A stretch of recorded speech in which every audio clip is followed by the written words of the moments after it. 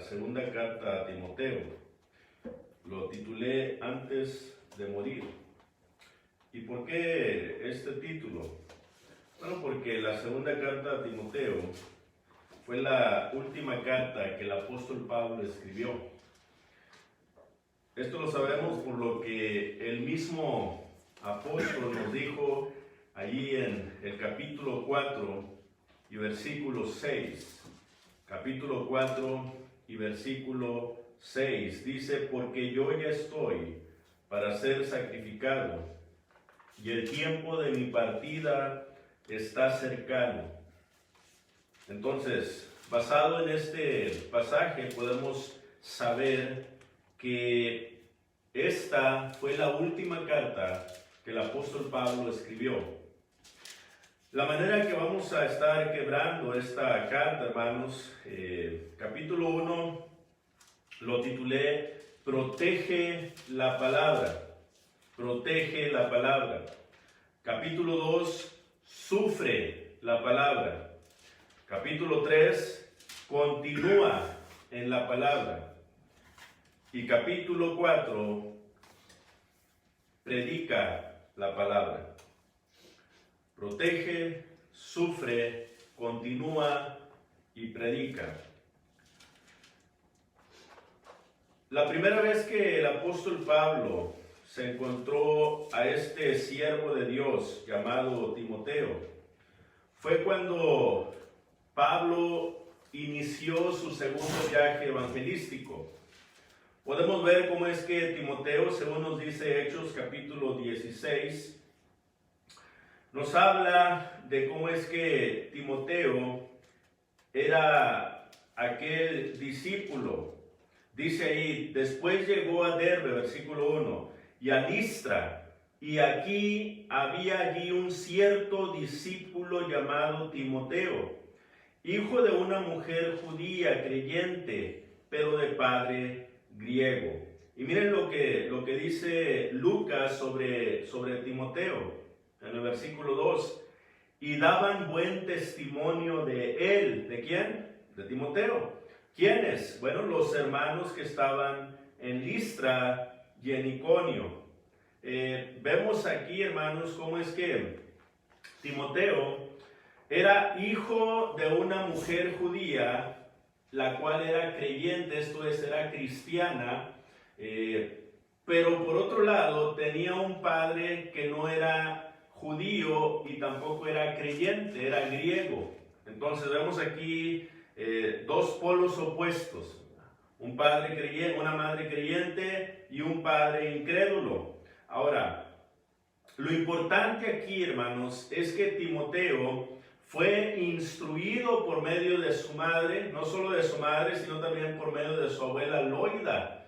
Fue instruido en el camino de Dios. Por ejemplo, dice en 2 Timoteo en el capítulo 3 y versículo 14, pero persiste tú en lo que has aprendido y te persuadiste, sabiendo de quién has aprendido, y que desde la niñez has sabido las sagradas escrituras, las cuales te pueden hacer sabio para la salvación que es por la fe en Cristo Jesús. Pero sabemos, hermanos, que según nos dice en el versículo 5 del capítulo 1, dice: trayendo a la memoria la fe no fingida que hay en ti, la cual habitó primero en tu abuela Loida y en tu madre Eunice, y estoy seguro que en ti también. Entonces, vemos nosotros, hermanos, cómo es que el apóstol Pablo, por mirar esta fe genuina en Timoteo,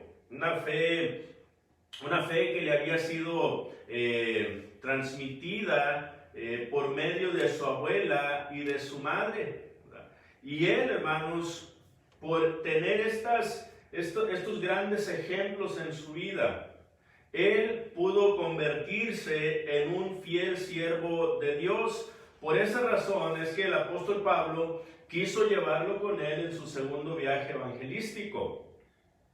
¿Por qué? Porque la gente, tanto en Listra, de donde él era, y en Iconio, daban muy buen testimonio de él.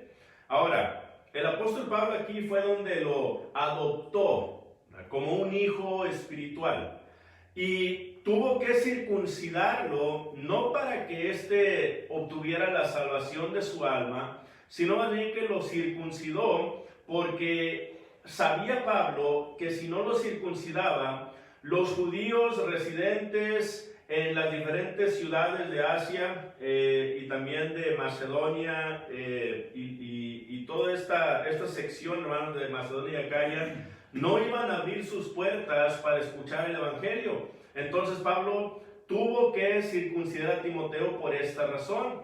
Y cuando éste es circuncidado, es allí cuando se abren las puertas, los judíos abren sus puertas para que entre el Evangelio de Cristo. Y sabemos nosotros cómo es que en la primera carta a Timoteo se convierte en el predicador de la iglesia de Cristo que se encontraba allí, hermanos, en Éfeso. Por ejemplo, usted lee allí en primera Timoteo, en el capítulo 1 y versículo 3, como te rogué que te quedases en Éfeso cuando fui a Macedonia, para que mandaras a algunos a que no enseñen diferente doctrina. Entonces, ya vimos aquí, hermanos, cómo es que Timoteo empezó a aprender de la palabra de Dios por medio de su abuela y por medio de su madre.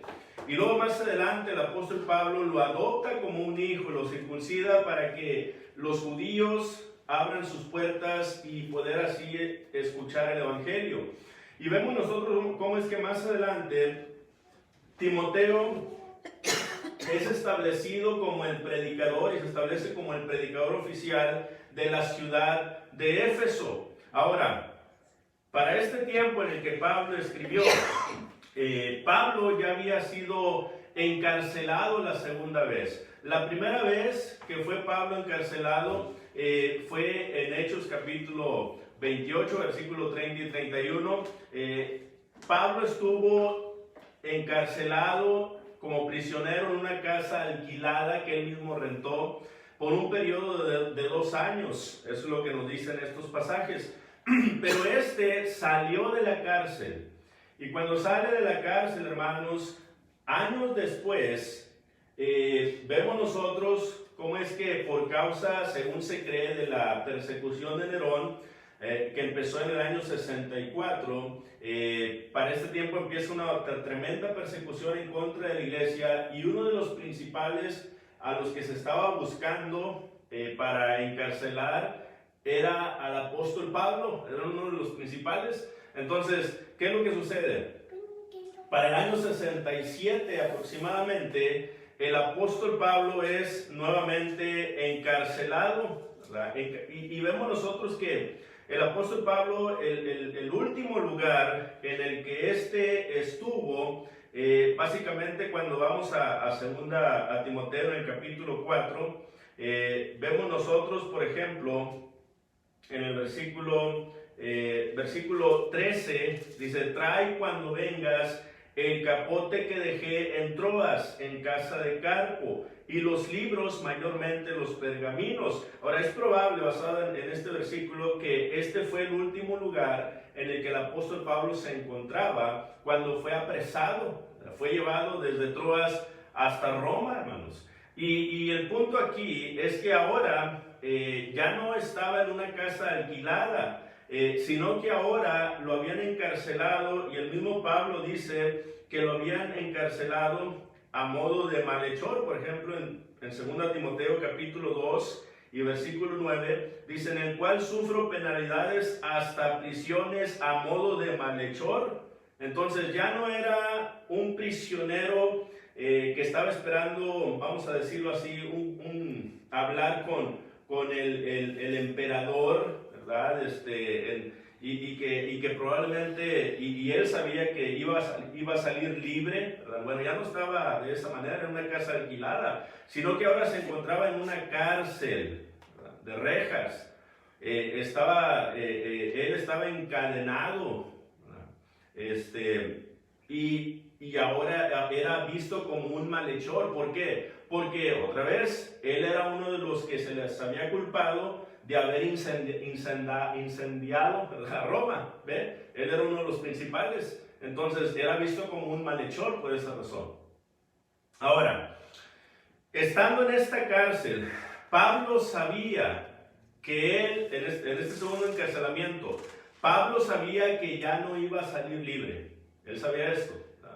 Por eso el pasaje que leímos en su segunda carta, capítulo 4, lo dice de esta manera: yo ya estoy para ser sacrificado, y el tiempo de mi partida está cercano. Ella sabía que ya no iba a salir de ahí.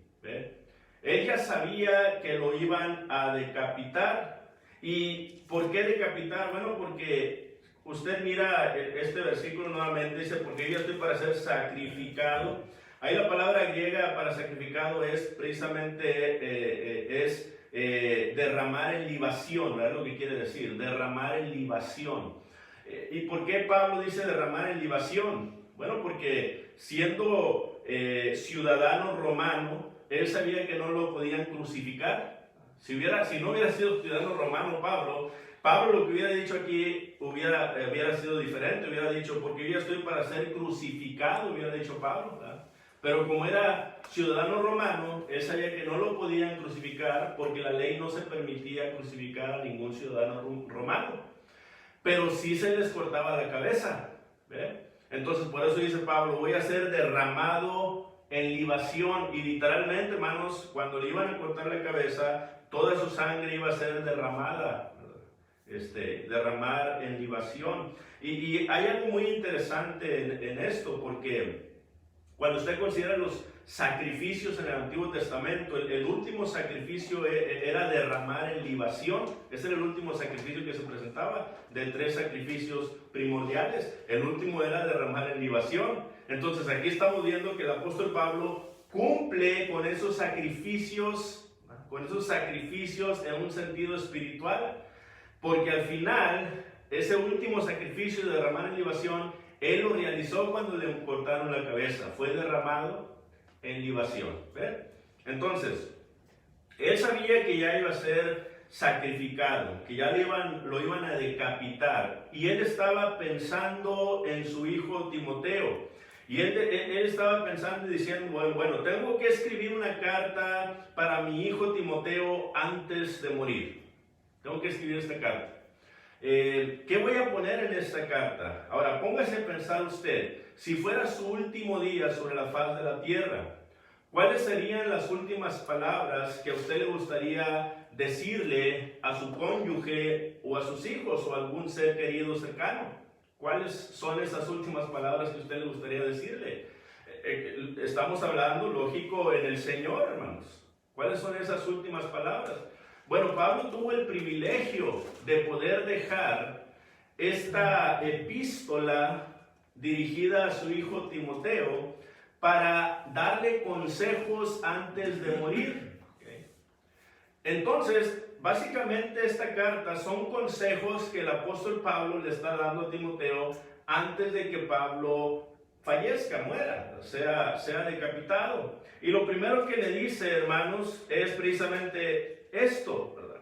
En el capítulo 1 le dice: protege la palabra. Eso es lo primero el primer consejo que el apóstol Pablo le da a su hijo Timoteo: protege la palabra. Y vamos a ver cómo es que hay 5 maneras en las que Pablo aconseja a Timoteo a proteger la palabra de nuestro Dios. Número 1, la primera manera en la que tú vas a poder proteger la palabra de Dios, dice el versículo 5, es trayendo a la memoria la fe no fingida que hay en ti, la cual habitó primero en tu abuela Loida y en tu madre Eunice, y estoy seguro que en ti también. Entonces, la primera manera en la que tú vas a poder proteger la palabra de Dios es acordándote, trayendo a la memoria esa fe no fingida que hay en ti.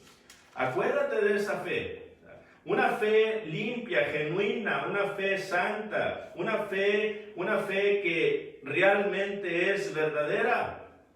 Porque esta fe, acuérdate Timoteo, es una fe no fingida que hay en ti, la cual habitó primero en tu abuela Loida y también en tu madre Eunice. Lo interesante de este pasaje, hermanos, es que saca a relucir a estas dos grandes mujeres que Timoteo tuvo en su vida. Y realmente nosotros como hijos tenemos a nuestra madre, hermanos, como una persona excelente, ¿verdad? Aunque otra vez, nuestra madre, nuestras madres, ¿verdad? Los que todavía tenemos y los que tuvieron también, fueron personas con defectos. No vamos a decir que eran unos ángeles, ¿verdad? Caminando aquí en la tierra. No vamos a decir que no pecaban, que no fallaban, etcétera. No. Pero debemos de acordarnos, ¿verdad?, de todas aquellas cosas buenas que nuestra madre nos enseñó y nos sigue enseñando, para los que todavía la tenemos viva, ¿verdad?, y nos siguen enseñando. Acuérdate de todo eso. Porque esas cosas que tu madre te enseñó, tu madre fue la primera que te recibió cuando naciste. Tu madre fue la primera que te alivió cuando estabas enferma. Tu madre fue la primera que te alimentó cuando tuviste hambre. Entonces tu madre se sacrificaba cada día por causa de ti. Y esas son cosas las cuales debes de guardar siempre en tu corazón. Y especialmente si fue una madre en la fe, una madre que desde que naciste, desde pequeño, te enseñó el temor a Dios también. Entonces, estas son cosas que debes de guardar y traer a la memoria todo el tiempo. Esa es una manera en la que tú vas a poder proteger la palabra de Dios. Pero también, le dice el apóstol Pablo a Timoteo, otra manera es, dice el versículo 6, por lo cual te aconsejo que avives el fuego del don de Dios que está en ti por la imposición de mis manos. Aviva ese fuego del don de Dios que está en ti por la imposición de mis manos. Lógico, cuando el apóstol Pablo imponía las manos, siendo apóstol, una de las principales razones por las que Pablo imponía las manos, hermanos, era para transmitir el poder del Espíritu Santo, porque siendo apóstol él lo podía hacer. Entonces es probable que Pablo le está diciendo a Timoteo, mira, ese poder que fue transmitido, ese poder del Espíritu Santo que se transmitió hacia ti, tienes que mantenerlo vivo todo el tiempo. Nosotros, por otro lado, sabemos que cuando fuimos bautizados, recibimos el don del Espíritu Santo. Y Efesios capítulo 1, versículos 12 y 13, hermanos, nos habla de que fuimos sellados por medio del Espíritu Santo. ¿Y cómo es que nosotros vamos a mantener vivo ese fuego que está en nosotros? Y otra vez, por otro lado, siguiendo ese mismo contexto, vemos cómo es que el apóstol Pablo en Efesios capítulo 5 y versículo 19 y Colosenses capítulo 3 y versículo 16 nos dice que la manera en que vamos a mantener vivo este fuego, que es el Espíritu Santo, es alimentándonos de la palabra de Dios. Esa es la única manera, alimentándonos de la palabra de Dios. Entonces, si tú quieres mantener ese fuego vivo, sigue leyendo la Escritura, sigue alimentándote de ella todo el tiempo, para que de esta manera el Espíritu esté fuerte, el Espíritu no esté débil, el Espíritu no se muera en ti. Es muy importante. Y cuando haces esto, entonces vas a poder proteger la palabra de Dios. Número 3, le dice Pablo a Timoteo, por tanto, versículo 8. Por tanto, no te avergüences de dar testimonio de nuestro Señor, ni de mí preso suyo, sino participa de las aflicciones por el Evangelio, según el poder de Dios.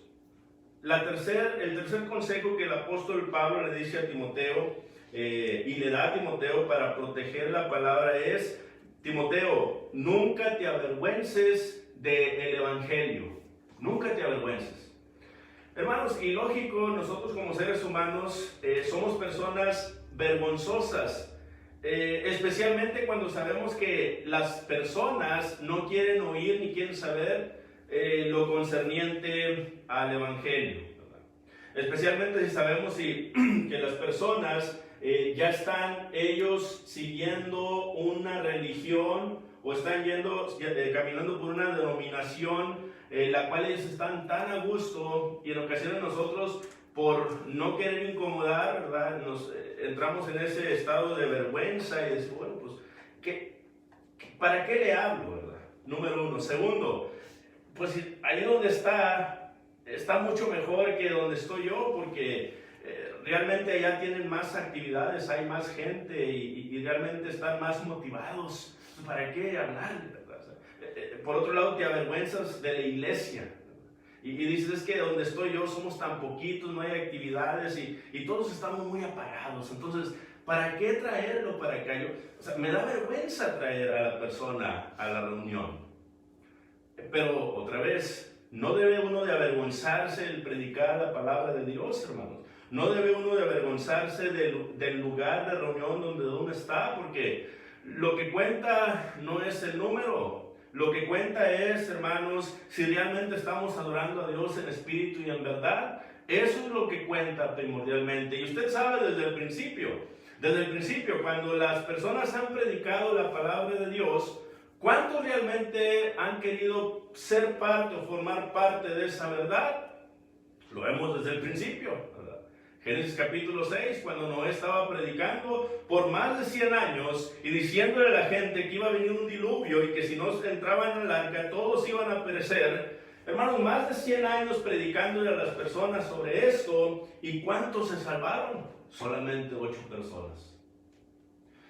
Cuando entran estos espías a Jericó y aquella mujer ramera llamada Rahab los recibe, hermanos, solamente de la ciudad, los únicos que fueron salvos fueron Rahab y los que estaban en su casa, de toda la ciudad. Y podemos seguir los ejemplos, pero a lo que voy es esto: no debemos de avergonzarnos de la palabra de Dios, no debemos de avergonzarnos de la iglesia, no. Debemos nosotros seguir predicando todo el tiempo, ¿verdad? Y esa es una manera en la que nosotros vamos a proteger la palabra. El cuarto consejo que el apóstol Pablo da, hermanos, está en el versículo 13, dice: retén la forma de las sanas palabras que de mí oíste en la fe y amor que es en Cristo Jesús. El cuarto consejo que el apóstol da es: retén, Timoteo, retén. Esto es, no sueltes la palabra por nada del mundo. Mantén la palabra cerca de ti todo el tiempo. No la sueltes. Esas palabras que de mí oíste, dice Pablo. Y lógico, el apóstol Pablo siempre predicó todo el consejo de Dios. Usted lee Hechos 20, hermanos, y usted se da cuenta que eso es lo que el apóstol Pablo realizó. Y realizaba todo el tiempo, predicaba todo el consejo de Dios. Y todo ese consejo que Pablo le predicó a Timoteo, Timoteo tenía que retenerlo.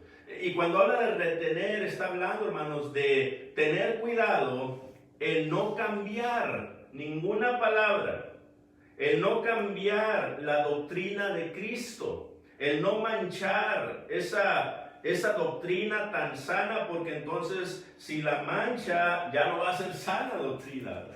Entonces, y ese es otro consejo que el apóstol Pablo da. Esa es la manera en que tú, Timoteo, vas a poder proteger la palabra, ¿ve? Reteniéndola todo el tiempo. Y número 5, dice el versículo 14: guarda el buen depósito por el Espíritu Santo que mora en nosotros. ¿Cómo? Bueno, el quinto consejo es: guarda, Timoteo, guárdalo. Usted recuerda en Proverbios, en el capítulo 4, dice el versículo, vamos para allá, Proverbios capítulo 4, no recuerdo exactamente el versículo, pero eso lo encontramos, hermanos. Proverbios capítulo 4 y versículo 23 dice: sobre toda cosa guardada, guarda tu corazón, porque de él mana la vida. Y sí, así como tú guardas tu corazón, así debes de guardar también la palabra de Dios. ese buen depósito que fue introducido en tu ser, ¿verdad? Tienes que guardarlo y lógicamente está hablando, hermanos, nuevamente de protegerlo todo el tiempo, ¿ve? Y eso es lo que el apóstol Pablo le aconseja a Timoteo en su primer capítulo. Timoteo, así es como tú vas a poder proteger la palabra